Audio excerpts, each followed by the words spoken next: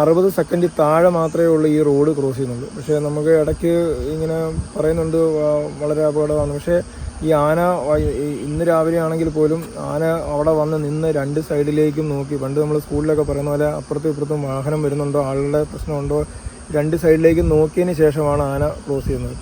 അപ്പോൾ ആന വളരെ ശ്രദ്ധിച്ച് മനുഷ്യർക്ക് ബുദ്ധിമുട്ടുണ്ടാകാത്ത രീതിയിൽ തന്നെയാണ് പാസ് ചെയ്യുന്നത്. പക്ഷെ നമ്മൾ കുറച്ചൊന്ന് ശ്രദ്ധിച്ച് കഴിഞ്ഞാൽ അപകടം ഉണ്ടാകത്തില്ല. കാരണം ആന ഒരു കാരണവശാലും ആളുകളിലേക്ക് അടുത്ത് വരത്തില്ല. ആനയുടെ ഈ പറയുന്ന പോലെ 20 മീറ്റർ അടുത്ത് മാത്രം പോയായിരുന്നു. ഇപ്പോൾ ആന വളരെ ജനങ്ങളുമായിട്ട് വളരെ കണ്ട് പരിചയമുള്ള ആനയായി മാറി. ഇപ്പം നമ്മുടെ ഇപ്പം മൂന്നാറൊക്കെ പറയുന്ന പോലെ തന്നെ.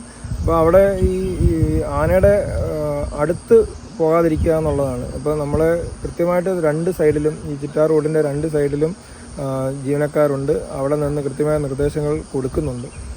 അതുകൊണ്ട് ഈ ഭയപ്പെടേണ്ട യാതൊരു കാര്യമില്ല.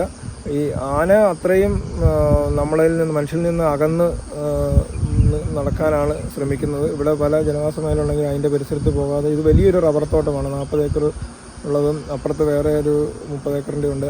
അതിനകത്തൂടെയാണ് ഇപ്പോൾ സഞ്ചരിക്കുന്നത്. കൃത്യം ലൈറ്റ് വരുന്ന സമയത്ത് തന്നെ ആന തിരിച്ചു പോകാനും ശ്രമിക്കുന്നുണ്ട്.